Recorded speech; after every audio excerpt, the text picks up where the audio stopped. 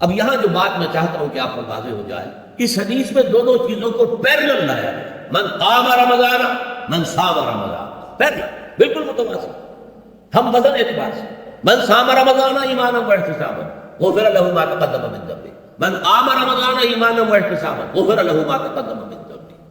اب سوال پیدا ہوتا ہے قیام اللیل سے مراد کیا ہے؟ یہاں پہ میں ذرا تراویح کا جو پس منظر ہے وہ بیان کر دینا چاہتا ہوں۔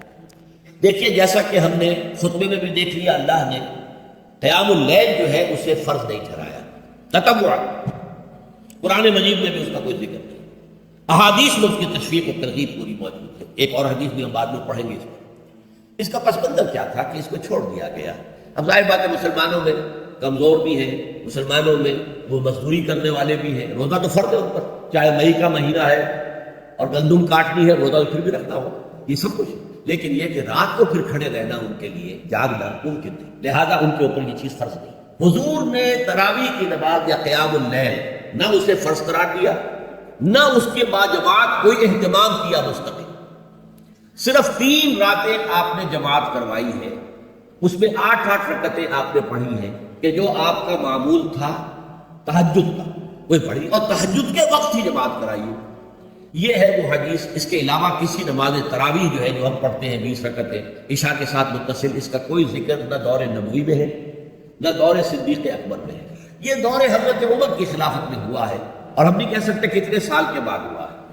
حضرت عمر رضی اللہ تعالیٰ عنہ کی خلافت کا دور جو ہے وہ تو 10 برس ہے، ہو سکتا ہے 5 برس کے بعد ہوا ہو، 6 برس کے بعد ہوا ہو، 12 ہوا ہے ان کے عہد۔ حضرت عمر ایک مرتبہ مسجد میں داخل ہوئے، مسجد نبوی میں، تو دیکھا کہ کچھ لوگ 8 10 12 جو ہے وہ ایک جو ہے حافظ کے پیچھے کھڑے ہوئے اور قرآن سن رہے ہیں، کچھ دوسرے کونے میں کھڑے ہیں، کچھ کہیں اور کھڑے ہیں، مختلف جماعتیں ہو رہی ہیں۔ تو انہوں نے سوچا کہ کیوں نہ ان سب کو ایک امام کے پیچھے جمع کر دیا جائے، اور اس کے لیے لوگوں کی سہولت کے لیے عشاء کے ساتھ متصل رکھ دیا جائے، اس لیے کہ تہجد کے وقت اٹھنا جو ہے وہ تو ہر کس و ناقص کا کام نہیں ہے، کہ عشاء کے بعد اگر تھوڑا سا اضافی وقت ہو صرف تو یہ ہر شخص کر لے گا، مزدور بھی کر لے گا۔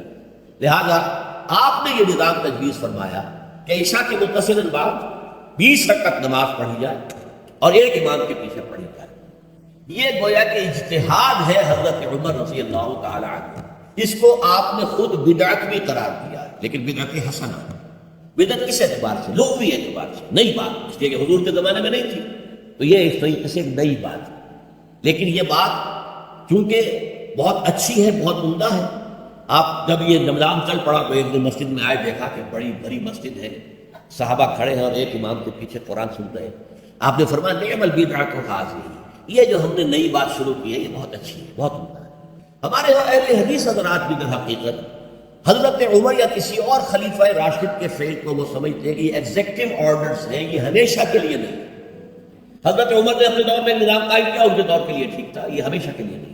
ہمیشہ کے لیے وہ 8 ہی رکعت میں قائل ہیں، وہ تہجد والے، لیکن اس میں بہرحال انہوں نے بھی خود یہ اضافہ کیا ہے کہ وہ 8 رکعتیں وہ عشاء کے ساتھ متصل پڑھتے ہیں، تہجد کے وقت تو نہیں پڑھتے۔ اور حضور نے تو صرف 3 روز جو ہے وہ کرائی تھی جماعت، وہ لوگ 30 دن یا 29 دن پڑھ رہے ہیں، تو اضافہ تو انہوں نے بھی کر دیا، تو نظام میں تبدیلی تو ہو گئی۔ لیکن اہل سنت جو کہلاتے ہیں، ہمارے جو 4 جو ہیں جو ہمارے مسلک ہیں، حنفی، مالکی، شافعی، حنبلی، ان کا اتفاق ہے اس پر حضرت عمر کا، کیونکہ ان کے سامنے اصول یہ ہے کہ حضور نے فرمایا علیکم بسنتی وسنت الخلفاء الراشدین المہدیین، تم پر لازم ہے کہ میری سنت کو پکڑو مضبوطی کے ساتھ، اور میرے خلفائے راشدین مہدیین جو ہیں ان کی سنت کو پکڑو۔ اس اصول سے یہ چاروں فقہ جو ہے حضرت عمر کے اجتہادات جو ہیں ان کو بھی پابندی سمجھتے ہیں کہ تمام امت کے لیے، قیامت تک کے لیے امت مسلمہ پر ان کی پیروی لازم ہے، لہذا اس پہ اجماع ہے۔ اور یہاں تک کہ یہ سب سے آخری جو اس میں مسلک پیدا ہوا ہے زمانی اعتبار سے، سب سے پہلے مسلک جو ہے حنفی پیدا ہوا ہے، پھر مالک کی پیدا ہوا ہے، پھر شافعی پیدا ہوا ہے، اور پھر حنبلی آخری۔ اور امام احمد بن حنبل بہت بڑے محدث تھے، مسند احمد بن حنبل جو ہے وہ بہت بڑی کتاب ہے، بہت اہم کتاب ہے، جامع کتاب ہے، تو ان کے ہاں بھی 20 رکعتیں ہیں۔ چنانچہ حرمین شریفین میں، سعودی عرب میں، مکہ اور مدینہ منورہ میں جو نماز تراویح ہوتی ہے اس کی 20 رکعتیں ہیں، لیکن اہل حدیث حضرات جو ہے وہ اس 8 کے اوپر اتفاق کرتے ہیں۔ بہرحال یہ ایک اختلاف ہے جو میں نے اس کا پس منظر بیان کر دیا، لیکن اس 20 رکعت نماز سے ادا کرنے سے جو کہ زیادہ زیادہ 50 منٹ یا 1 گھنٹہ لگتا ہے، اس سے وہ قیام اللیل کا حق ادا نہیں ہوتا۔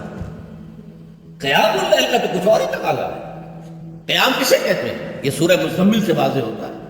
یا ایھا المزمل قم اللیل الا قلیلا نصفہ او انقص منہ قلیلا او زد علیہ ورتل القرآن ترتیلا.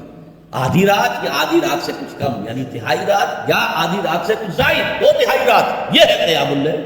چنانچہ سورہ مزمل ہی کی آخری آیت جو دوسرا رکوع مشتمل ہے جس پر، اس میں صاف کہہ دیا گیا ان ربک یعلم انک تقوم ادنی من ثلثی اللیل ونصفہ وثلثہ وطائفۃ من الذین معک. اے اللہ کے نبی، اللہ خوب واقف ہے کہ آپ بھی اور آپ کے ساتھ ایک جماعت بھی رات کو کھڑی رہتی ہے، 2/3 رات یا آدھی رات یا 1/3 رات. تو یہ سارا معاملہ جو ہے قیام اللیل کا، گویا کہ کم سے کم 1/3 رات پر اس کا اطلاق ہو سکے گا. یہ نہیں کہ 1 گھنٹے. اب اس کے ضمن میں دیکھیے حدیث پڑھیے، تیسری حدیث ہے عن عبداللہ ابن عمرو بن العاص رضی اللہ تعالی عنہ. یہ وہی عبداللہ ابن عمرو ہے جن کی میں نے آپ کو حدیث پہلے سنائی ہے. یہ ساری رات کھڑے رہتے تھے، پوری رات، اور ہر روز روزہ رکھتے تھے، جس پر حضور نے منع کیا، لا تفعل، مت کرو ایسا. رضی اللہ عنہما، یہ خود بھی صحابی ہیں اور ان کے والد عمرو بن العاص بھی صحابی ہیں. ان رسول اللہ صلی اللہ علیہ وسلم قال، کہ اللہ کے رسول صلی اللہ علیہ وسلم نے فرمایا الصیام والقرآن یشفعان للعبد. روزہ اور قرآن بندے کے حق میں شفاعت کریں گے. یقول الصیام، روزہ ہی عرض کرے گا اللہ کی جناب میں، اے رب پروردگار، انی منعتہ الطعام والشہوات بالنہار، میں نے تیرے اس بندے کو دن کے دوران کھانے پینے سے اور اپنی شہوت کا تقاضا پورا کرنے سے روکے رکھا، یہ میری وجہ سے روکا رہا، تو میری شفاعت اس کے حق میں قبول فرما. فشفعنی فیہ، میری شفاعت اس کے حق میں قبول فرما. ویقول القرآن، قرآن کیا کہے گا؟ منعتہ النوم باللیل، میں نے اسے رات کے وقت سونے سے، نیند سے روکے رکھا. فشفعنی فیہ، تو اس کے حق میں میری شفاعت قبول فرما. حضور فرماتے ہیں فیشفعان، ان دونوں کی شفاعت قبول کی جائے گی. یہ ہے قیام اللیل. یہ قیام اللیل صرف تراویح کی نماز سے جو پڑھ لی جاتی ہے، اور ہمارے یہاں تو یہ ہے، وہاں کم سے کم یہ تو تھا، صحابہ کرام کھڑے ہوتے تھے تو جو قاری پڑھ رہا ہوتا تھا وہ ان کے دل میں اترتا جاتا تھا، اس کا مضمون اور مفہوم جو ہے ان کو معلوم ہے، لہذا وہ اس کی زبان سے نکلا وہ ہر لفظ ان کے قلب کی گہرائیوں تک اتر رہا ہے. یہاں تو یہ ہے پیرٹ لائک حافظ ہے، اسے خود پتہ نہیں میں کیا پڑھ رہا ہوں. اکثر حفاظ جو ہے وہ عالم تو نہیں ہوتے، اور جو سن رہے ہیں انہیں کچھ پتہ نہیں میں کیا سن رہا ہوں. تو ٹھیک ہے، کم سے کم ثواب تو انہیں ملے گا جب انہوں نے وقت نکالا ہے. 1 گھنٹہ ہی اضافی صحیح ہے کہ بہرحال اس کا وقت تو انہوں نے نکالا ہے، محنت کی ہے، کھڑے رہے ہیں، ثواب ملے گا. لیکن جو مقصد ہے وہ حاصل نہیں ہوتا.